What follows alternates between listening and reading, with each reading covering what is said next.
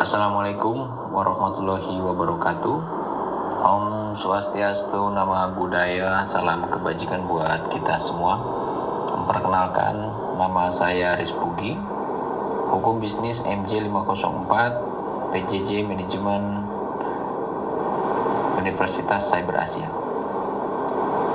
Pada kesempatan sore ini akan memaparkan tinjauan yuridis pemberdayaan UMKM nasional dalam menghadapi serbuan produk impor di era pasar digital global.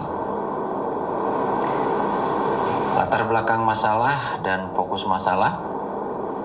Pemberdayaan UMKM nasional di era digital menghadapi 4 kendala krusial, mulai dari kesenjangan yuridis dan legalitas, yaitu rendahnya kepemilikan izin usaha dan sertifikasi HKI yang menyebabkan posisi tawar UMKM lemah secara hukum dan rentan terhadap plagiarisme desain oleh pihak asing. Ancaman predatory pricing, masifnya produk import dengan harga tidak wajar melalui algoritma platform digital seperti Project S yang memicu persaingan usaha tidak sehat.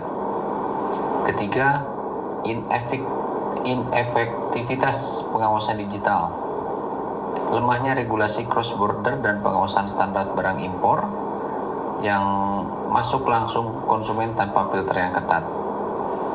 Keempat, urgensi intervensi negara, yaitu perlunya implementasi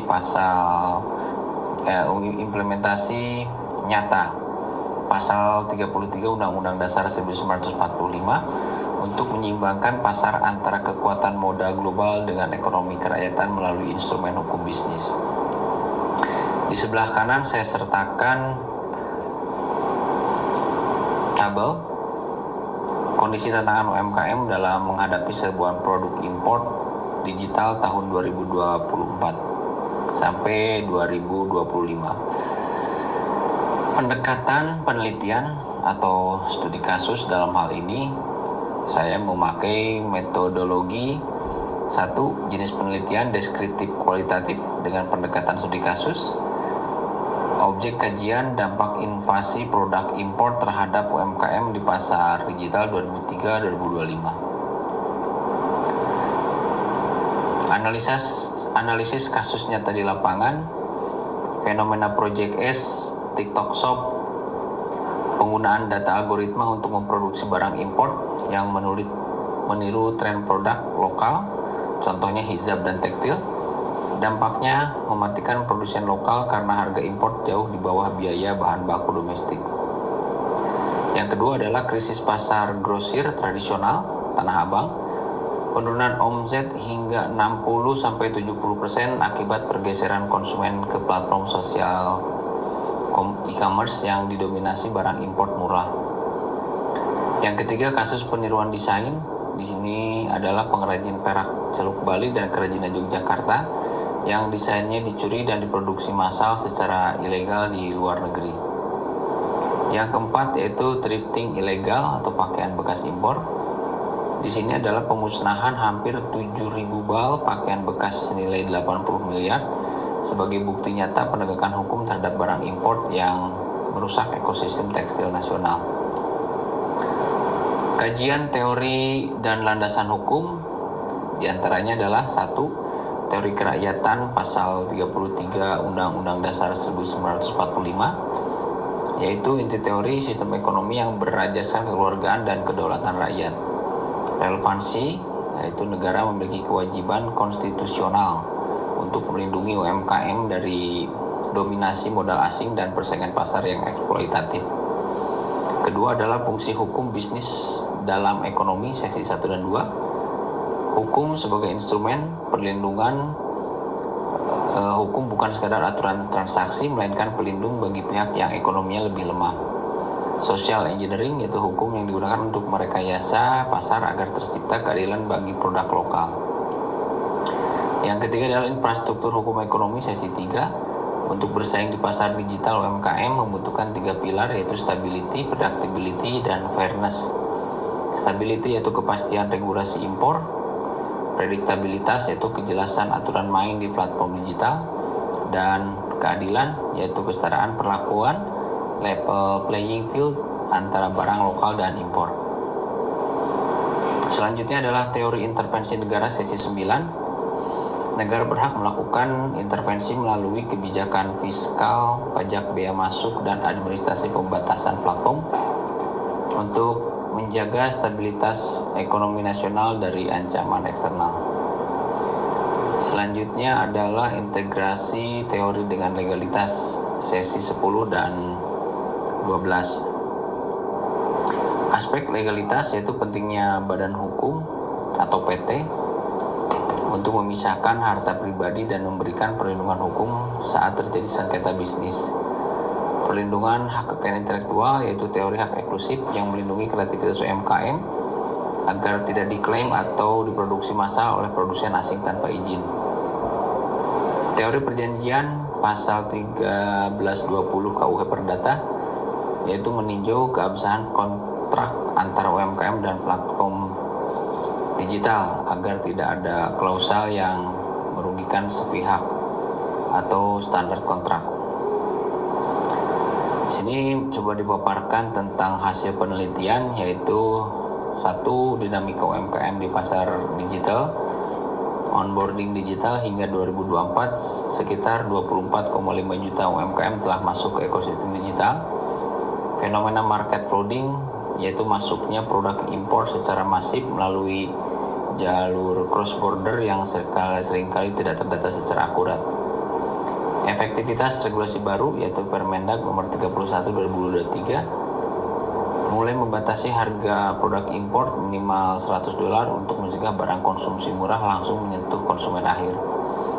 Pemisahan platform, pengetatan fungsi media sosial dan e-commerce untuk mencegah penyalahgunaan algoritma seperti pada kasus Project S.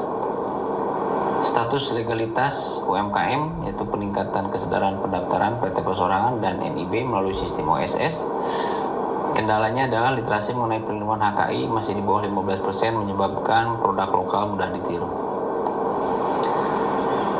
Faktor penghambat dan akselerator UMKM, hambatannya yaitu lemahnya perlindungan non-tarif, kesenjangan infrastruktur logistik, biaya pengiriman domestik antara pulau Indonesia seringkali lebih mahal dibandingkan biaya pengiriman barang dari luar negeri.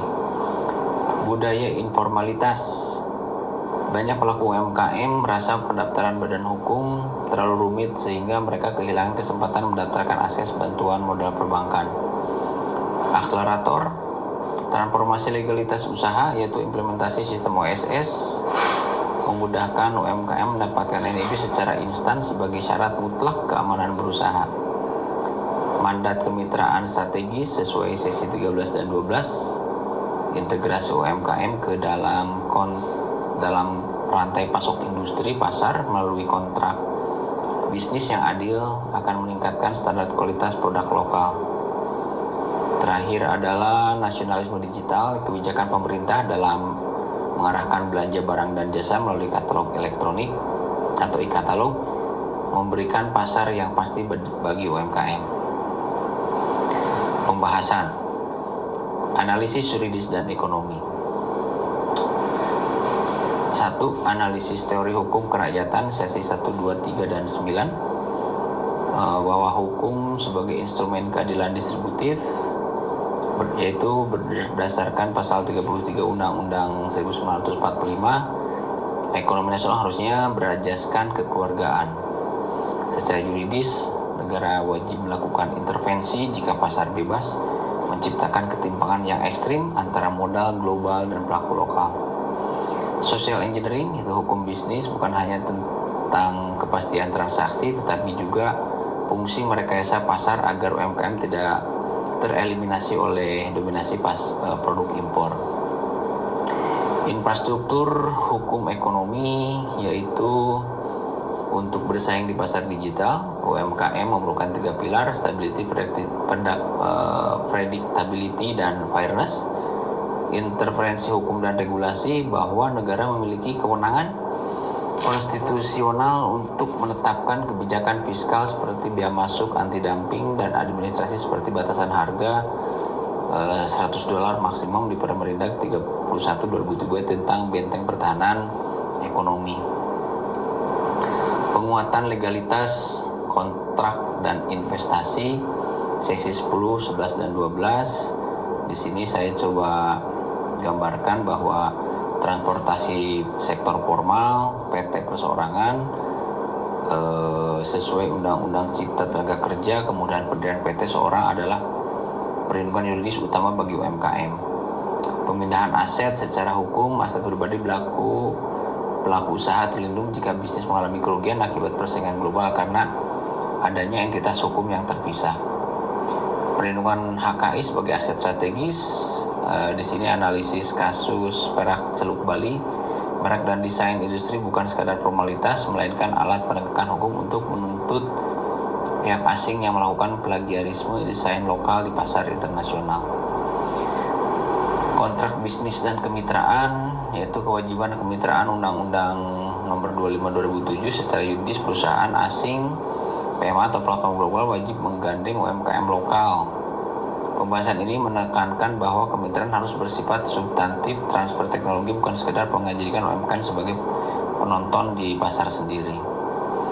Keabsahan kontrak tahu pasal 1320 KUH Perdata, pentingnya pengawasan terhadap klausul baku di platform digital agar tidak merugikan pelaku UMKM secara sepihak. Analisis dampak ekonomi dan strategis bertahan.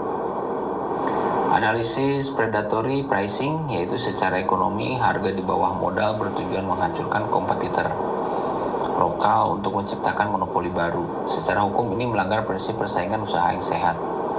Filter non-tarif, penguatan kewajiban SNI dan sertifikasi halal bagi produk impor berfungsi sebagai filter kualitas sekaligus pelindung produsen dalam negeri yang sudah taat aturan.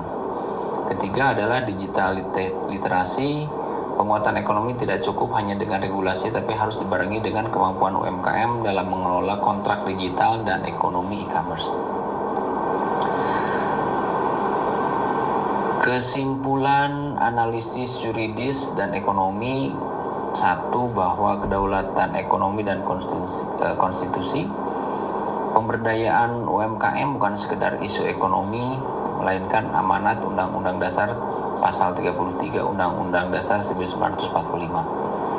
Negara wajib hadir melalui regulasi protektif untuk memastikan ekonomi kerakyatan tidak tumbang oleh liberalisasi pasar global.